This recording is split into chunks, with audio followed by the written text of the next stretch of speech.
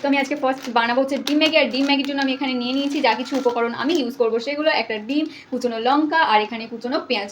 তো ফার্স্ট আমি এখানে ম্যাগিগুলোকে হচ্ছে তোমার বয়েল করে নিচ্ছিলাম জলে। তো বয়েল করে নিয়েছি 80% মতো। তারপর প্যানটাতে সুন্দরভাবে তেল দিয়ে সেটাকে একটু গরম করে তার মধ্যে পেঁয়াজ লঙ্কা কুচি দিয়ে সেটাকে হালকা ফ্রাই করার পরে ডিমটা মাঝখানে দিয়ে সেটাকে ভেঙে নিলাম, দিয়ে সেটাতে হালকা নুন এবং হলুদ দিয়ে সেটাকে একটু ভালোভাবে নেড়ে নিলাম যাতে জিনিসটা কুচি কুচি হয়ে যায়। তো ব্যাস, তো সেটাকে করে তার উপর মশলা দিয়ে সামান্য একটু জল দিয়ে জিনিসটাকে সুন্দরভাবে মাখো মাখো করে নিলাম। তার উপর আগে থেকে বয়েল করে রাখা ম্যাগিটা ঢেলে দিলাম এবং সেটাকে ভালোভাবে তার সাথে মিক্সড করলাম একটু মশলা দিয়ে, এবং তারপর সামান্য তেল দিয়ে সেই জিনিসটাকে ফ্রাই করে নিলাম।